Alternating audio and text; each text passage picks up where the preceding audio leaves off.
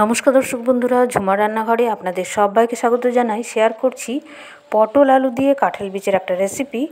তার জন্য প্রথমে কাঁঠাল বীজের বাইরের খোসাটা ছাড়িয়ে নেব। তো আমি এইভাবে শিলে থেতো করে নেব একটু নোড়া দিয়ে, তাহলেই ছাড়িয়ে নিতে সুবিধা হবে, বা তাওয়াতে একটু রেখে দিয়ে গরম করে নিলেও খোসাটা সহজেই ছাড়ানো যাবে। তো এইভাবে সবগুলো খোসা ছাড়িয়ে নিচ্ছি। এবার পটলের বাইরের যে খোসাটা আছে চেঁচে নেব। এই রান্নাটা খুবই সুস্বাদু, এটাতে কোনো মশলার ব্যবহার সেরকম নেই, খুব কম মশলাই রান্না, একটা হেলদি রান্না।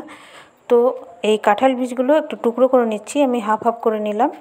আর পটলগুলো লম্বার দিক থেকে এরকমভাবে 4 টুকরো করে নেব। আর এগুলো আবার আড়াআড়িভাবেও 4 টুকরো করে নিচ্ছি। বড় পটলগুলো এইভাবে করে নিচ্ছি, ছোট ছোট অর্থাৎ টুকরো করে নেব। আর আলুটাও একইভাবে একই সাইজের ছোট ছোট টুকরো করে নিচ্ছি।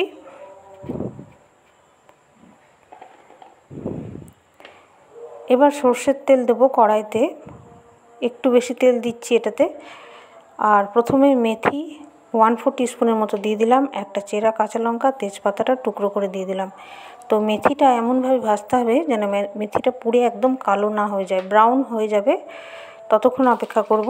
তারপর কেটে রাখা আলুগুলো সব দিয়ে দিচ্ছি, আলু, পটল, কাঁঠাল বীজ সব একসাথে দিয়ে দেবো।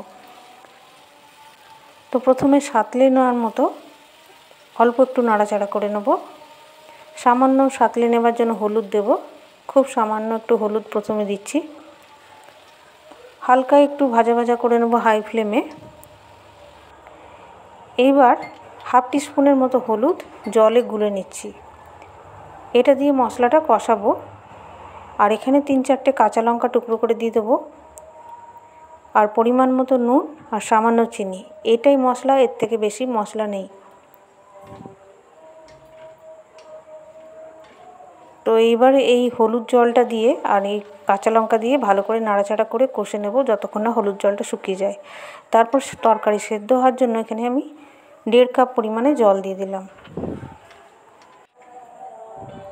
এবার ঢাকা দিয়ে ফ্লেমটা একটু লো করে সেদ্ধ হতে দেবো। আর এদিকে আমি হাফ চামচের কম আটা একটু জলে গুলে রেখে দিলাম।